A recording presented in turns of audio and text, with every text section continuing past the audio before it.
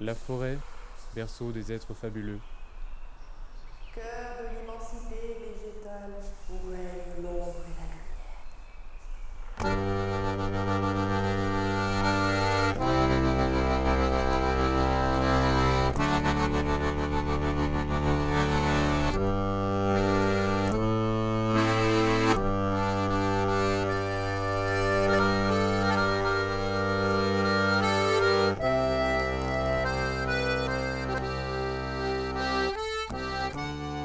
Approchez. Approchez. Voilà. Voici les arbres faits. Tombez les œillères. Le monde qui vous attend ne saurait se montrer au grand jour. Il préfère les recoins obscurs de notre imagination.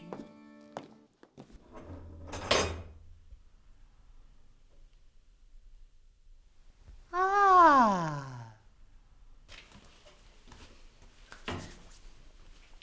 Soyez les bienvenus.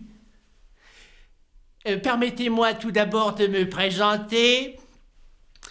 René Isidore Besqueux, conservateur en chef du Musée des croyances populaires, docteur en trêve, sorcellerie et autres diableries, diplômé de l'université de Saint-Luc Plainfoy sur Couillon, les Monts d'Or.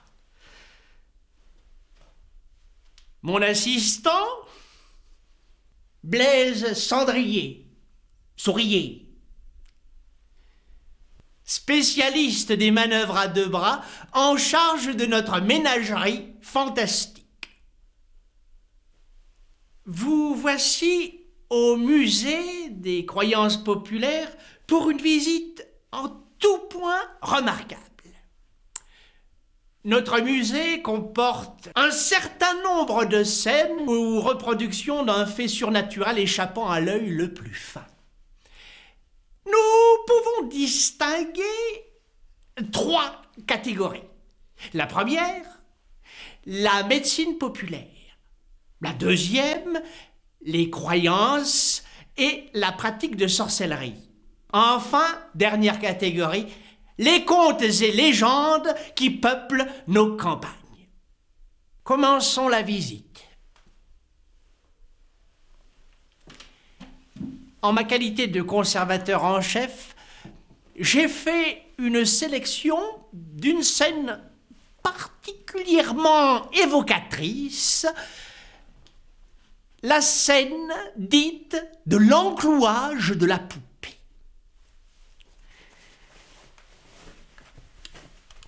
Souriez. Bien. Nous voyons ici un authentique habitat bien de chez nous, avec un vaste cantou, fourneau-bouilloire, lit clos, garde-manger et authentique tableau électrique de collection. Au centre de la pièce, Jean Masclot, dit la taupe, rapport à ses lunettes triple foyer, qui est en train de planter des aiguilles à tricoter dans une petite poupée en chiffon censée représenter Augusta Muller.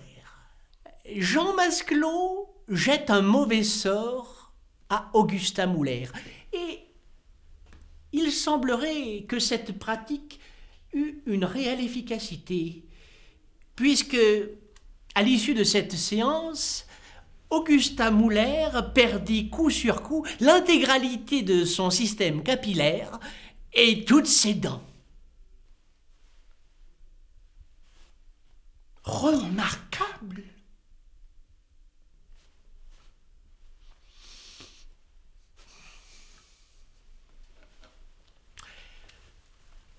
Nous vous laissons maintenant profiter pleinement de toutes les autres scènes de notre musée et nous vous souhaitons une agréable visite.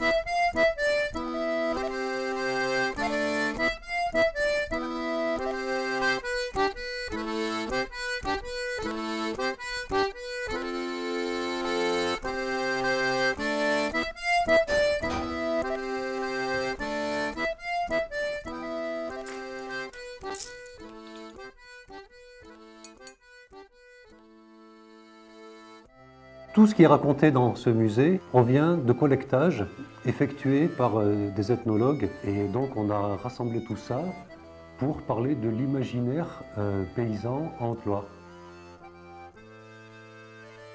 La sorcellerie, les contes et légendes de Haute-Loire et les superstitions locales sont racontés ici sous forme de scènes contenant des figurines. On a donc ce fond ethnologique qui est de plus en plus riche et la forme, donc ces fameuses figurines, qui modernisent aussi et surtout dédramatisent ces histoires qui sont souvent tristes ou cruelles.